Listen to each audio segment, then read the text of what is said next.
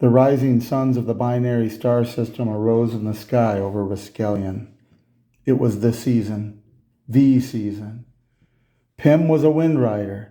He stood at the edge of the cave entrance and leaned out. The waves of air in the dense atmosphere shoved at his face and sent his long, pitch-black hair straight backward with great force. Only his sculpted musculature allowed him to stand in it. Pym was one of the elite. He was one of the few highly trained and skilled of his species, the Scales. He could manage the feat that lay ahead. Hinging on his skill and the collective talents of the other elites was the very survival of the Scales.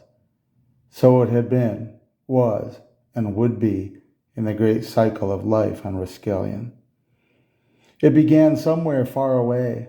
The Scales weren't precisely sure where, but across the great ocean, legend told, the great trees grew so high as to challenge the clouds.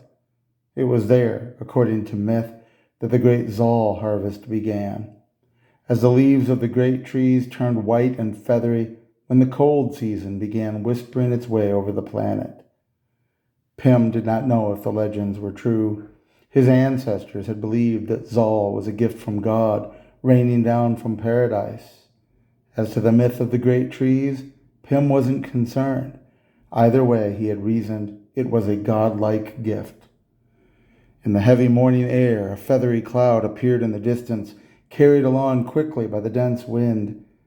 Someone in the distance, the chief of the Windriders, whistled the signal. Pym pulled the string dangling from his chest, and the flaps of his animal skin suit flapped out to catch the breeze. Then he dove out of the cave and plummeted down toward the faraway ground beneath.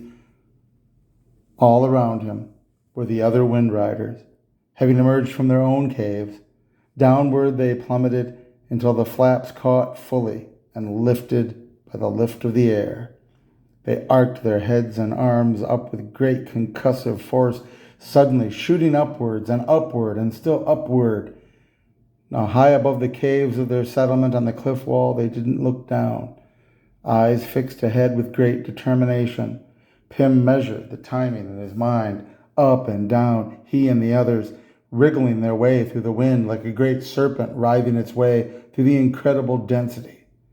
And loosening the second strain on their chests, the great nets deployed, forced open by the breeze and held firm by their jointed wooden skeletons. The Zal arrived.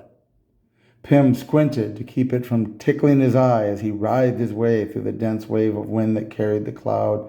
Millions upon millions of little feathery white puffs, rich in protein, vitamins, and minerals, danced their way into his net and the nets of the other Windriders.